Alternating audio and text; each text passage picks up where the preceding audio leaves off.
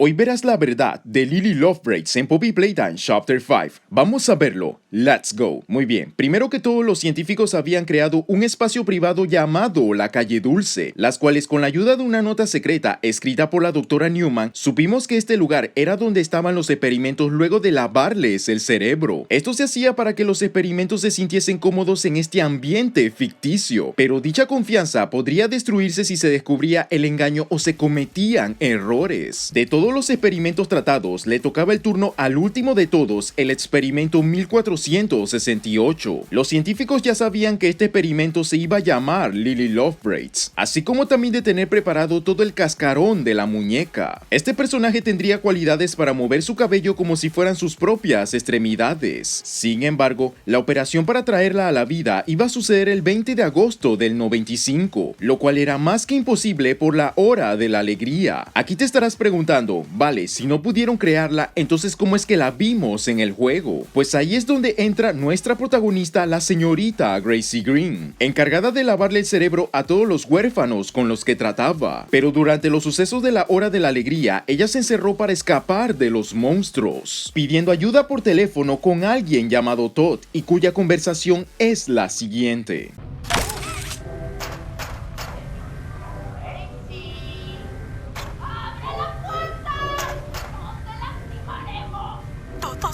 Creo, no sé cuántos, desarmaron a Robertson.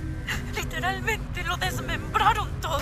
Tranquila, seguridad te sacará de ahí. Muchas bajas en la estación de juego. No me pidas que me tranquilice, Todd. Estos pequeños monstruos intentan derribar mi puerta.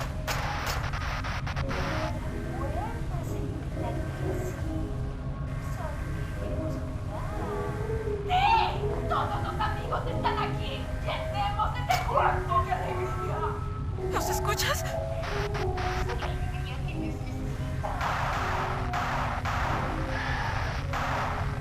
Otra brecha en el piso 4. 40 metros. Sellando. Todd. Llegaron hasta el fondo. ¿Por qué hay tantos? Todd. Todd.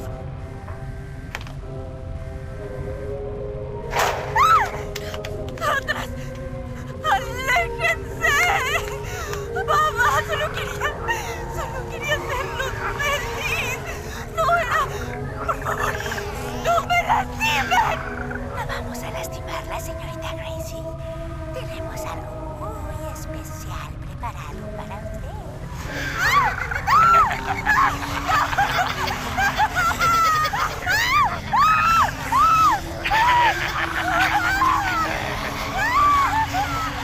Como te habrás dado cuenta, los experimentos atraparon a Miss Gracie, diciéndole que le tenían algo muy especial en mente, siendo la candidata para convertirse en Lily Lovebraids, siendo bonita como humana y ahora como juguete. Y ya en su nuevo cuerpo la encerraron para que viese sus propias grabaciones, perdiendo poco a poco su identidad y estabilidad mental. Y luego de 122 días de aislamiento, escuchamos lo siguiente.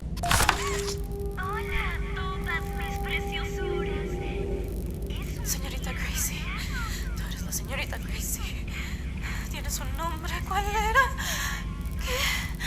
¿Qué? Pero, ¿de qué hablamos, señorita Gracie? ¿Es otra lección? Ay, solo ignórala. No es real. Solo estás tú aquí.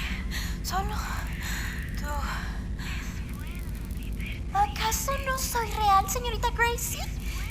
Ella dice que yo soy real. Yo... Soy la señorita Gracie. ¡Reacciona! ¡Tonta! ¡Está en la pantalla! ¡No aquí con nosotros! ¡Mira alrededor! Mis manos de plástico. Mi cara. No soy. Pensé.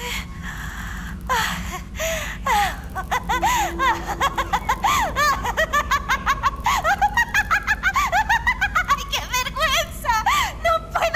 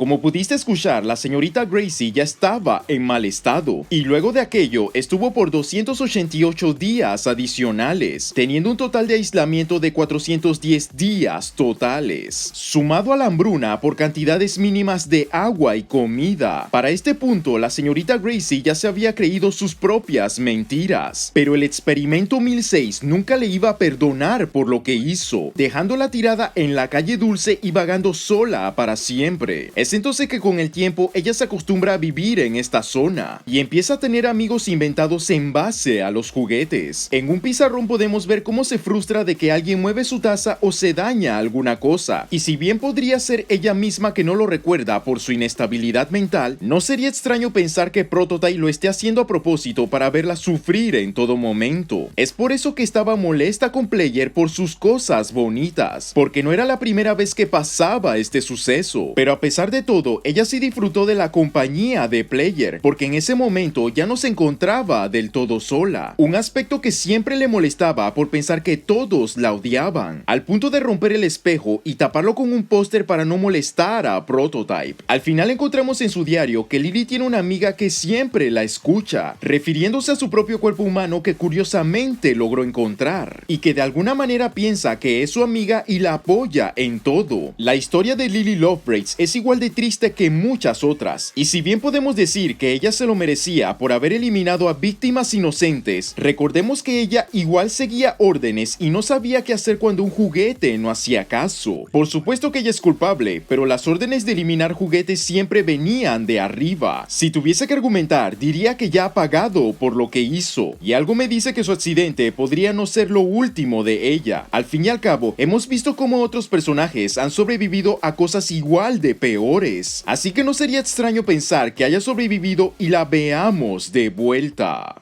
Y ese sería el video con toda la verdad de Lily Lovebraids en Poppy Playtime Chapter 5. Comparte tus comentarios, muchas gracias por el apoyo y nos vemos en la próxima.